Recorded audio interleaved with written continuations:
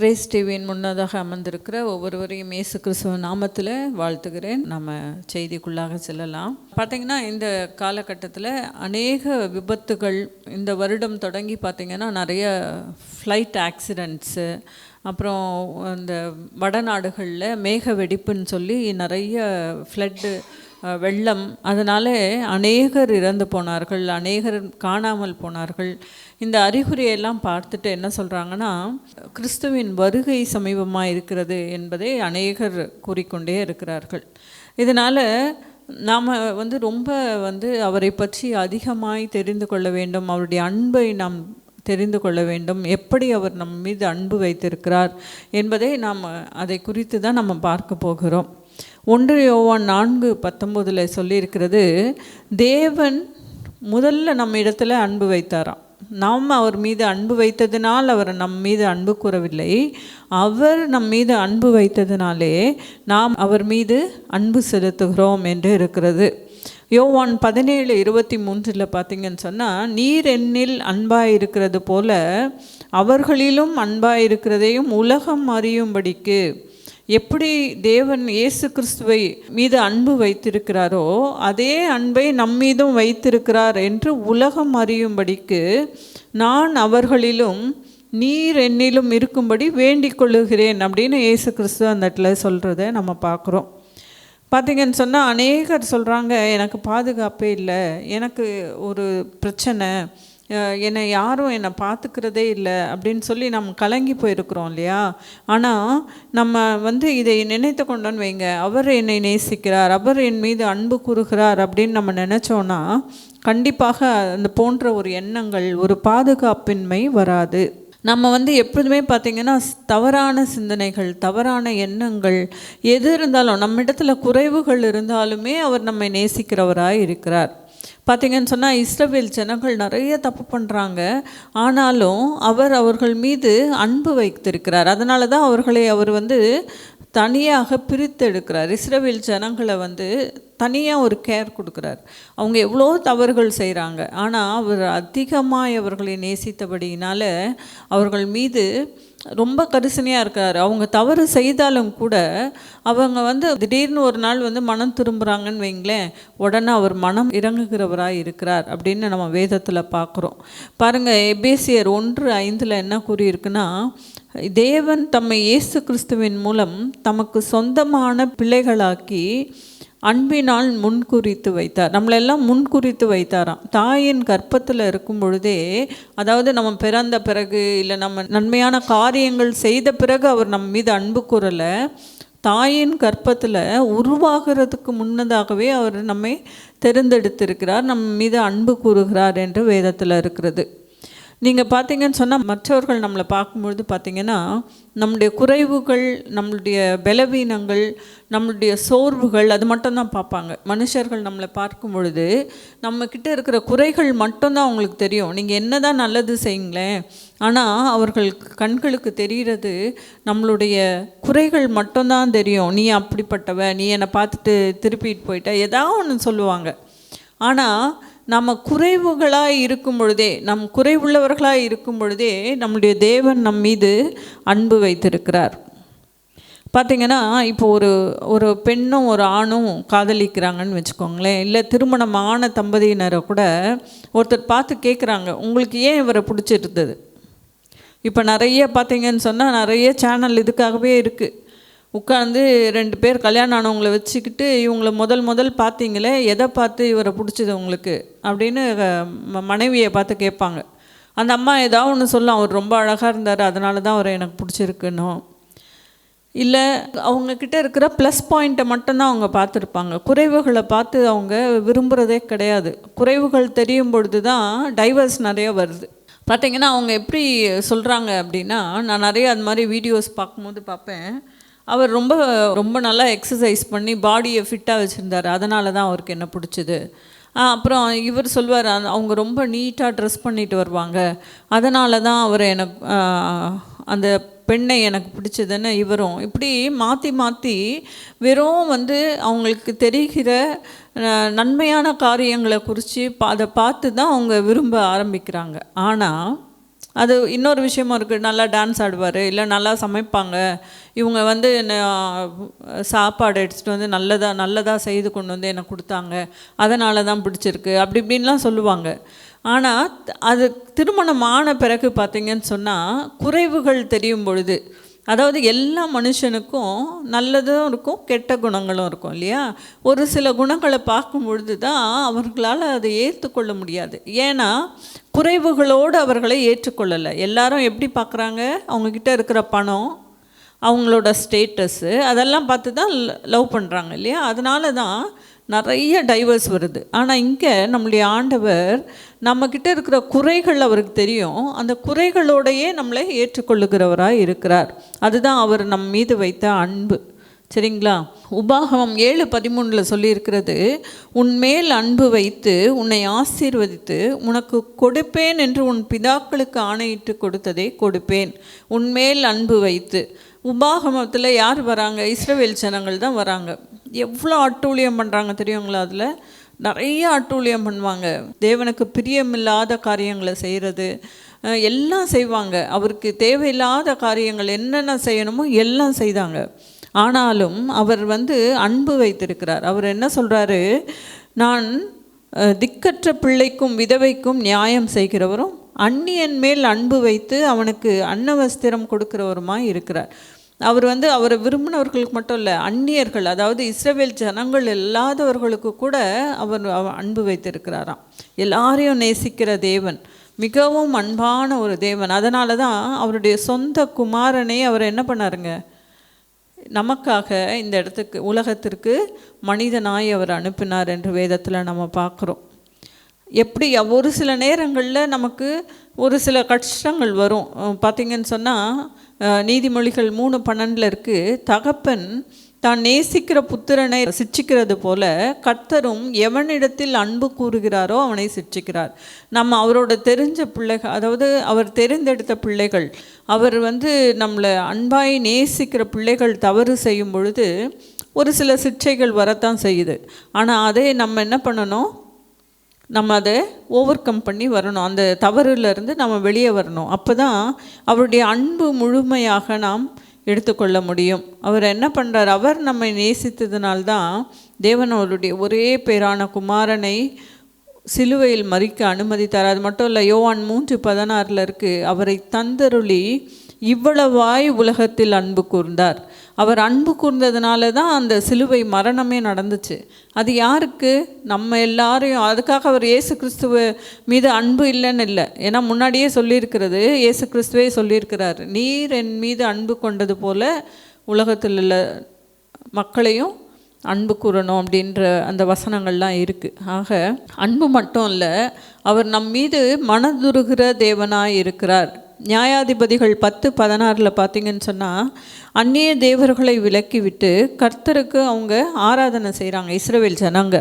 அப்போது இஸ்ரவேலின் வருத்தத்தை பார்த்து மனதுருகினார். அதாவது அவங்க திரும்ப என்ன பண்ணுறாங்கன்னா அதை விட்டு வராங்க, அதாவது அவங்க தவறான வழியில் போகிறாங்க. அதன் பிறகு அவங்களுக்கு ஒரு கஷ்டம் வரும்பொழுது அவங்க திரும்பவுமாய் கடவுள்கிட்ட அவங்க அழுது ஜெபம் பண்ணி, இனிமேல் உண்மையே நாங்கள் வணங்குவோம் அப்படின்னு சொல்லி அவங்க கர்த்தரை ஆராதிக்கும் போது இஸ்ரவேலரை பார்த்து மனதுருகினார் அப்படின்னு சொல்லி நியாயாதிபதிகள் 10:16 சொல்லப்பட்டிருக்கிறது. அதே போல் கூட 2 ராஜாக்கள் 13ஆம் அதிகாரத்தில் அவர்களை அழிக்க சித்தமாயிருந்தாலும் தம்முடைய முகத்தை விட்டு தள்ளாமலும் அவர்கள் மேல் மனதுருகினார். எப்படிப்பட்ட தேவன் பாருங்கள். அதாவது அவங்க தவறு செய்கிறாங்க, ஆனாலும் அவர்கள் மேல் இருக்கிற அன்புனால மனதுருக்கம் உள்ள ஒரு தேவனாக அவர் இருக்கிறார். ஏசாயா தீர்க்கதரிசி சொல்கிறாரு, மலைகள் விலகினாலும் பர்வதங்கள் பெயர்ந்தாலும் என் கிருபை உன்னை விட்டு விலகாமலும் இருக்கும் என்று உன்மேல் மனதுருகிற கர்த்தர் சொல்லுகிறார். அப்போது அவ்வளோ மனதுருகிற தேவன், அவர் நம்மீது வைத்த அன்புனால நமக்கு கஷ்டங்கள் வரும் பொழுது நம் மீது அன்பு வைக்கிற மனதுருகுகிற ஒரு தேவனாய் அவர் இருக்கிறார். அது மட்டும் இல்லை, புதிய ஏற்பாட்டின் புத்தகத்தில் பார்த்திங்கன்னு சொன்னால் மத்தேயுவில் அவர் அநேகர் அந்த குருடர்கள் வராங்க. அவர்கள் மீது மனதுருகி என்ன பண்ணுறாரு, அவர்களை தொட்டு சொஸ்தமாக்கினார் என்று இருக்கிறது. அவர்களுடைய கண்களை தொட்டு சொஸ்தமாக்கினார், குருடர்கள் மேல் மனதுருகினார் அப்படின்ட்டுருக்கு. அது மட்டும் இல்லை, மார்க்கு 6:34 நிறைய, அதாவது 4 சுவிசேஷ பாடங்கள்லேயும் இந்த இன்சிடெண்ட் வருது. 2 இடங்களில் 5 அப்பம் 2 மீனையும், இன்னொரு இடத்துல 4 அப்பம் சில மீன்களையும் வைத்து போஷிக்கிறார் கடவுள். 5000 பேரை ஒரு இடத்துல போஷிக்கிறார், இன்னொரு இடத்துல 4000 பேரை போஷிக்கிறார். ஏசு கிறிஸ்து போகிறாருங்கிற இடத்துக்கெல்லாம் இந்த ஜனங்க ஓடுறாங்க, இவர்கிட்ட ஏதாவது ஒன்று நமக்கு கிடைக்குமா அப்படின்னு சொல்லி. அதாவது உணவுக்காக அல்ல, இவரிடத்துல இருந்து ஏதாவது அற்புதம் நமக்கு கிடைக்குமா அப்படின்னு சொல்லி ஜனங்கள் ஓடுறாங்க. ஏசு கிறிஸ்து அந்த வனாந்தரத்துக்கு போகும்போது படகுல தான் போகிறாரு. இவர் போகிறதுக்கு முன்பாகவே கால்நடையாக போயிட்டாங்களாம் அவங்க. அப்போ எவ்வளோ ஸ்பீடாக ஓடி இருப்பாங்க பாருங்கள். குழந்தைங்களை, குட்டிகளை எல்லாரையும் தூக்கிட்டு அவங்க இது எத்தனை நாள் ஆகும்னே சொல்ல முடியாது, அவ்வளோ தூரம் ஓடி போய் ஏசு கிறிஸ்துக்காக வெயிட் பண்ணுறாங்க. அதை பார்த்து அவர் மனதுருகினார் என்று இருக்குது வேதத்தில். ஏன்னா இவங்கெல்லாம் ஒரு மேய்ப்பன் இல்லாத ஆடுகளாக இப்படியே வராங்களே. யாராச்சும் ஒரு மேய்ப்பன் இருந்திருந்தால் இப்படி ஓடி வருவாங்களா? இல்லை, என்னை தேடி வராங்களேன்னு சொல்லி மனதுருகினார் அந்த இடத்துல அப்படின்னு சொல்லப்பட்டிருக்கிறது. அவங்க அந்த அத்தனை நாள் காத்திருந்து அவரோட உபதேசத்தெல்லாம் கேட்டதுக்கப்புறம் கூட 3 நாட்களாக நம்மக்கிட்ட இப்படி உட்கார்ந்துருக்காங்களே, உங்களுக்கு உணவளிக்கணுமேன்னு சொல்லி அந்த மனதுருகும் தெய்வம் அவங்களுக்கு போஷித்து அனுப்பினார் என்று வேதத்தில் சொல்லப்பட்டிருக்கிறது. ஒரு விதவை தாயின் மகன், லூக்கா 7:13 ஒரு கைம்பெண், அந்த அம்மா கணவர் இல்லை, இருந்தது ஒரே மகன், அந்த மகன் இறந்து போயிட்டார். அப்போ அந்த அம்மா அழுது புலம்புகிறாங்க. அப்போது இயேசு கிறிஸ்து அவங்கள பார்த்து மனதுருகினார் என்று இருக்கிறது. அவரை நேசிக்கிற மக்களிடத்தில் மனதுருக்கம் உள்ள தேவனாக இருக்கிறார். அந்த வாலிபனை கூட அவர் உயிரோடு எழுப்பினார் என்று வேதத்தில் சொல்லப்பட்டிருக்கிறது. நாமளும் கலங்கி நிற்கும்போது பார்த்திங்கன்னு சொன்னால், நம்மளுடைய தேவன், நம்மளை நேசிக்கிற தேவன், அவர் எப்பொழுதுமே நம்மளை கைவிடாது இருப்பார். நம்ம கலக்கத்தில் இருக்கும் பொழுது நம்ம ஒருவேளை தவறுகள் செய்யலாம், ஆனால் நம்ம கலங்கி போய் நிற்கும்போது அவர் நம்மை தேடி வருகிற தேவனாக இருக்கிறார். நம்ம தேடி அந்த பிரச்சனையிலிருந்து நம்மளை மீட்டு கொள்ளுகிற ஒரு தேவனாக இருக்கிறார். ரொம்ப நாட்களுக்கு முன்பதாக நான் ஒரு செய்தியில் கேட்டது, ஒருவர் காரில் போய்கிட்டே இருந்தாருங்களாம். அந்த கார் ரிப்பேர் ஆகிடுச்சு. அவரோட ஊரில் இருந்து அந்த இடத்திற்கு எப்படியும் ரொம்ப தூரம், ஒரு 1 hour ட்ராவல் பண்ணி அந்த இடத்துல போகிறாரு. அந்த இடத்துல வண்டி ரிப்பேர் ஆகி நின்றுது. எல்லாரும், மற்றவர்களெல்லாம் அவரை பார்த்துட்டு போயிட்டே இருக்காங்களாம். யாருமே அவருக்கு உதவி செய்யவே இல்லை. அவரும் ஒன்று பண்ணுறாரு, அந்த பேனட்டை தூக்கி என்னென்னோ பண்ணி பார்க்குறாரு, ஒன்றுமே பண்ண முடியல. என்னடா பண்ணுறதுன்னு யோசிச்சிட்டே இருக்கார். ஏன்னா அவரால் பண்ண முடியல. ஃபோன் பண்ணாலும் அந்த மெக்கானிக் வர்றதுக்கு ரொம்ப லேட் ஆகும். அவர் இந்த காரை சரி செய்து திரும்ப இவரை கூப்பிட்டு போகிறதுக்குள்ளே எப்படியும் 2-3 hours ஆகும். அதனால் இவர் அந்த இடத்துல நடு ரோட்டில் ஒரு இடத்துல நின்று அந்த காரை எதாவது பண்ண முடியுமான்னு சொல்லி அப்படியே பார்த்துட்டு கலங்கி போய் நின்று கொண்டு இருந்தாராம். அந்த சமயத்தில் ஒரு மிகப்பெரிய ஒரு கார் அவர் பக்கத்தில் நின்றுச்சான். அப்போ அந்த கார்லேருந்து ஒரு வெள்ளை கலரில் சூட்லாம் போட்டு ஒரு மிகப்பெரிய பணக்காரர் ஒருத்தர் அந்த காரை விட்டு இறங்கினாரா. இறங்கி, நீங்கள் என்ன ஆச்சு, நீங்கள் கொஞ்சம் தள்ளுங்க, நான் அந்த காரை பார்க்குறேன் அப்படின்னு சொல்லி அவர் வந்தாராம். அந்த 2 நிமிஷத்தில் அந்த காரை சரி பண்ணிட்டாராம். சரி பண்ணிவிட்டு, நீங்கள் போங்க, இப்போ கார் ஸ்டார்ட் ஆகும் அப்படின்னு சொன்னாராம். இவருக்கு ஒரே ஆச்சரியம். அவரை பார்த்து சொன்னாராம், ரொம்ப தேங்க்ஸுங்க, உங்களை பார்த்தா ஒரு மெக்கானிக் மாதிரி தெரியல, ஏன்னா நீங்கள் ரொம்ப பெரிய ஆளாக தெரியுறீங்க. நீங்கள் வந்திருக்க கார் ரொம்ப நீளமாக, வெளிநாடுகளில் இருக்கும் ரொம்ப நீளமான கார், அப்படி ஒரு காரில் இறங்கியிருக்கீங்க. நீங்கள் எனக்கு ஹெல்ப் பண்ணியிருக்கீங்களே, ரொம்ப நன்றி அப்படின்னு சொல்லி அவர் சொல்லும் பொழுது அவர் சொன்னாராம், இது என்னோட கார், நான் தயாரித்த கார். அதாவது அந்த ரிப்பேர் ஆன கார் ஃபோர்டு கம்பெனி காராம். அந்த இறங்கி அதை சரி செய்த மனிதர் ஹென்ரி ஃபோர்டு அப்படிங்கிற அந்த ஃபோர்டு கம்பெனியின் முதலாளி. அவர் சொன்னாராம், இது என்னோடய ப்ராடக்ட்டு, என்னோடய ப்ராடக்ட் கெட்டு போய் நின்றுச்சுன்னா அது எனக்கு தான் அசிங்கம், எனக்கு இது அவமானம் அப்படின்னு சொல்லி, அதனால தான் நானே அதை சரி செய்து கொடுத்தேன் அப்படின்னு சொன்னாராம். அதே போல தான் ஆண்டவராகிய இயேசு கிறிஸ்துவும், நாம் அவருடைய பிள்ளைகள் கலங்கி நிற்கும் பொழுது அந்த பிரச்சனைகளிலிருந்து நம்மளை அவர் விடுவிப்பார். ஏன்னா அவருடைய பிள்ளைகள் கெட்டு போவது, அவருடைய பிள்ளைகள் நம்ம திக்கு தெரியாமல் நிற்கும் பொழுது நம்முடைய தேவன் நமக்கு மனந்துருகி அவர் நமக்கு அந்த இக்கட்டிலிருந்து காப்பாற்றுகிற தேவனாக இருக்கிறார். அப்படிப்பட்ட நம் மீது அன்பு செலுத்துகிற அந்த தேவனுக்கு நம்ம என்ன செய்ய போகிறோம்? ஒன்றுமே இல்லை. நம்ம பழைய அதே வாழ்க்கையில் நம்ம வாழ்ந்து கொண்டு இருக்கிறோமா? ஒரு அருமையான ஒரு பாடல், என்னை நேசிக்கின்றாயா, என்னை நேசிக்கின்றாயா, கல்வாரி காட்சியை கண்ட பின்னும் என்னை நேசியாமல் இருப்பாயான்னு சொல்லி பாடல் பாடுறோம் நம்ம. அவர் எவ்வளவு அன்பு, அவருடைய ரத்தம் கடைசி சொட்டு ரத்தத்தை கூட அவர் நமக்காக சிந்தினார். அவ்வளவு அன்பு நம் மீது வைத்திருந்தார். இல்லைன்னா அவரால் அந்த சிலுவை பாடுகளை ஏற்றுக்கொண்டு இருக்க மாட்டார் இல்லையா? நம்ம மேலே அன்பு இருந்ததுனால தான் அவர் நமக்காக அவருடைய உயிரையே கொடுத்தார். இன்னொரு பாடல் கூட இருக்குது, உனக்காக நான் மரித்தேனே எனக்காக நீ என்ன செய்தாய். அவர் ஒன்றுமே கேட்கலங்க, உங்கள் இருதயத்தை மட்டும்தான் கேட்குறாரு. நான் உன்னுடைய வாசற் கதவில் நின்று கதவை தட்டுறேன், என்னை கூப்பிட மாட்டேன் ஐயா அப்படின்னு கேட்குறாரு. நம்ம எந்த குறைகள் நமக்கு இருந்தாலும் சரி, நம்ம ஒரு வேளை பலவிதமான கெட்ட எண்ணங்கள் இருக்கலாம், இல்லை வாழ்க்கை சீர்குலைந்து, இல்லை தெரியாமல் நிறைய தவறுகள் நம்ம செய்யலாம், மற்றவர்களை கெடுத்து இருக்கலாம், மற்றவர்களுக்கு அவங்களுடைய பொறாமைப்பட்டிருக்கலாம், நிறைய காரியங்களை நம்ம செய்திருக்கலாம். ஆனால் அவர் எப்படி இருந்தாலும் சரி, அவர் ஏசப்பா என் உள்ளத்தில் வாங்க அப்படின்னு நீங்கள் சொன்னீங்கன்னா அவர் உங்கள் உள்ளத்தில் வருவதற்கு தயாராக இருக்கிறார். வேறு எதுவுமே தேவையில்லை. நீ என்ன கொடுப்பாயின்னு அவர் கேட்டார்னா, என்னுடைய இருதயத்தை கொடுப்பேன்னு நீங்கள் சொன்னீங்கன்னா போதும். ஏன்னா காலங்கள் கெட்டு போயிருக்கிறது. இன்றைக்கு இருக்கிறவங்க நாளைக்கு கிடையாது. நல்லா இருக்கிறாங்க, காலையில் தானே பேசினேன்றாங்க. சமீபத்தில் நான் கேள்விப்பட்ட ஒரு காரியம், ஒரு மகனுக்கு ஒரு 8 வயது இருக்கும். காலையில் பிறந்த நாள் அவனுக்கு எல்லாரும் வாழ்த்து சொன்னாங்களாம், பிறந்த நாள் வாழ்த்துக்கள். ஆனால் நைட்டு திடீர்னு பார்த்தா அவன் மரித்து போனான். எல்லாரும் அதை கேள்விப்பட்டு ரொம்ப கலங்கினார்கள் என்று நான் சமீபத்தில் படித்தேன். அப்படி இருக்கும் பொழுது இன்றைக்கு இருக்கிறவங்க நாளைக்கு நம்ம உயிரோடு இருப்போமான்னு சொல்லவே முடியாது. இன்றைய தான் ரட்சணிய நாள்னு சொல்கிறாங்க. உங்களுடைய இருதயத்தை ஆண்டவராக இயேசு கிறிஸ்து கொடுப்பீங்களா? என்னோடு சேர்ந்து எல்லாரும் ஜெபிங்க. யாரெல்லாம் அவரை ஏற்றுக்கொள்ளணுமோ ஒரே ஒரு வார்த்தை சொல்லுங்கள், ஏசப்பா என் உள்ளத்தில் வாங்க, நான் செய்த பாவத்தை எல்லாம் மன்னிங்கன்னு சொல்லுங்கள்.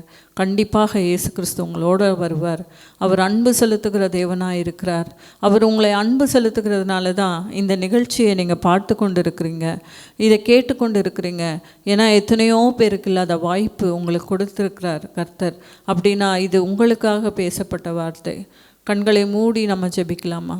என் அன்பின் ஆண்டவரே, இந்த நல்ல வேலைக்காக ஸ்தோத்திரிக்கிறோம் ராஜா. அப்பா, எத்தனை பேர்கள் கர்த்தாவே ஏசப்பா அந்த குறைகளோடு இருந்தாலும் ராஜா, நான் உம்மிடத்தில் வருகிறேன் ஏசப்பா, நீங்கள் என் உள்ளத்தில் வாங்க என்று யாரெல்லாம் கூப்பிடுகிறார்களோ சுவாமி, அப்பா அவர்களுக்கு கர்த்தாவே அவர்களை நீங்கள் ஏற்றுக்கொள்ளுங்க ராஜா. அவங்களுடைய உள்ளத்தில் நீங்கள் வாங்க சுவாமி. அப்பா அவங்களுடைய தேவைகள் கர்த்தாவே, கஷ்டங்கள் எல்லாவற்றையும் நீங்கள் எடுத்து போடுங்க சுவாமி. குற்றம் குறைகள் இருந்தால் கர்த்தாவே அதை எல்லாவற்றையும் நீக்குங்க, உங்களுடைய ரத்தத்தினால கழுவுங்க ராஜா. அப்பா அது மட்டும் இல்லை சுவாமி, இந்த டிவி சேனல் முன்பதாக அமர்ந்திருக்கிற ஒவ்வொரு மக்களையும் உங்களுடைய பாதத்தில் வைக்கிறோம் ராஜா. அப்பா அவருடைய தேவைகளை சந்திங்க ராஜா. பிள்ளைகளை ஆசீர்வதிங்க, குடும்பங்களை ஆசீர்வதிங்க ராஜா. வியாதியாக இருக்கிற மக்களை கர்த்தாவே உம்முடைய பாதத்தில் வைக்கிறோம் ராஜா. வியாதிகள் எல்லாவற்றையும் நீங்கள் நீக்கி போடுங்க சுவாமி. உம்முடைய ரத்தத்தினாலே சுகம் பெற்றோம் என்று கர்த்தாவே அவங்க விசுவாசிக்கும்படியாய் அப்பா நீங்கள் சுகத்தை கட்டளையிட வேண்டுமாய் ஜெபிக்கிறோம். பண தேவைகளை சந்திங்க ராஜா. எத்தனையோ பேர் கடன் பிரச்சனைகள் இருக்கிறாங்க ராஜா. அப்பா அந்த கடன்களை எல்லாம் நீங்கள் நீக்கி போடுங்க சுவாமி. பண தேவைகளை சந்திங்க அப்பா. அது மட்டும் இல்லை சுவாமி, நீங்கள் சொல்லியிருக்கிறீங்க ராஜா, நீயும் கடன் வாங்காது இருப்பாய், மற்றவர்களுக்கு கடன் கொடுப்பாய் என்று சொல்லுகிற கர்த்தாவே, அந்த ஆசீர்வாதத்தை நீங்கள் ஒவ்வொரு மக்களுக்கும் கொடுக்க வேண்டுமாய் ஜெபிக்கிறோம் ராஜா. கர்த்தாவே சிறு பிள்ளைகளை உடைய பாதத்தில் வைக்கிறோம் ராஜா. அப்பா ஒரு குழந்தைகளுக்கும் ராஜா அப்பா எந்த ஒரு ஆபத்தும் வராதபடி காத்துக்கொள்ளுங்க சுவாமி. காலையில் ஸ்கூலுக்கு போகிறாங்க ராஜா, திரும்பி வரும்பொழுது பிரச்சனையோடு வருகிற அநேக குழந்தைகள் உண்டு ராஜா. அப்படியெல்லாம் இல்லாதபடிக்கு ராஜா குழந்தைங்களை நீங்கள் ஆசீர்வதிங்க. அவங்க உங்களுடைய வசனத்தில் வளர நீங்கள் உதவி செய்யுங்க ராஜா. அப்பா நீங்கள் காத்துக்கொள்ளுங்க, ஞானத்தை கொடுங்க ராஜா, ஞாபக சக்தியை கொடுங்க சுவாமி. அப்பா பள்ளியிலும் கர்த்தாவே பிள்ளைகளுக்கு கர்த்தாவே ஒரு பாதுகாப்பை நீங்கள் கொடுக்க வேண்டுமாய் ஜெபிக்கிறோம் சுவாமி. அப்பா அது மட்டும் இல்லை ராஜா, எல்லா முதியவர்கள், வியாதியஸ்தர்கள், அனாதைகள் எல்லாரையும் உடைய பாதத்தில் வைக்கிறோம். எல்லாரையும் நீங்கள் பாதுகாத்து கொள்ளுங்க ராஜா. நீங்கள் கூடவே இருங்க சுவாமி. அப்பா நீரே அடைக்கலம் ராஜா, நீங்கள் அடைக்கலத்தை கொடுங்க ராஜா. ஏசப்பா அப்படியாய் நீ செய்ய போகிறதுக்காக உமக்கு நன்றி செலுத்துகிறோம். இதோ கர்த்தாவே இந்த நேரத்தில் எங்களுடைய கிரேஸ் டிவியை கூட உங்களுடைய பாதத்தில் வைக்கிறோம் ராஜா. இதில் நடக்கிற ஒவ்வொரு ஊழியங்களையும் நீங்கள் ஆசீர்வதிங்க அப்பா. இந்த ஊழியங்களை கர்த்தாவை இணைந்து செய்கிற ஒவ்வொரு மக்களையும் கர்த்தாவை உங்களுடைய பாதத்தில் வைக்கிறோம் ராஜா. ஒவ்வொரு அண்ணன்மார்களையும் அக்காமார்களையும் உங்களுடைய பாதத்தில் வைக்கிறோம். அவர்களை கர்த்தாவை ஆசீர்வதிங்க, அவங்க குடும்பங்களை ஆசீர்வதிங்க ராஜா. அவனுடைய பிள்ளைகளை பேர பிள்ளைகளை நீங்கள் ஆசீர்வதிக்க வேண்டுமாய் ஜெபிக்கிறோம் ராஜா. அப்பா இந்த கிரேஸ் டிவியின் போதகருக்காக வருகிறோம் ராஜா. அவரையும் அவர் குடும்பத்தையும் ஆசீர்வதிங்க. அவருடைய எண்ணங்கள் ஏக்கங்களை நீர் அறிந்திருக்கிறீர் சுவாமி. அப்பா தேவைகளினால கர்த்தாவே நீங்கள் பூர்த்தி செய்யுங்க ராஜா. அப்படியாய் நீ செய்ய போகிறதுக்காக உமக்கு நன்றி செலுத்துகிறோம். மீதியான எல்லாவற்றையும் கர்த்தாவே உம்முடைய பாதத்தில் வைக்கிறேன். இயேசு கிறிஸ்துவ நாமத்தில் ஜெபிக்கிறேன் நல்ல பிதாவே, ஆமேன்.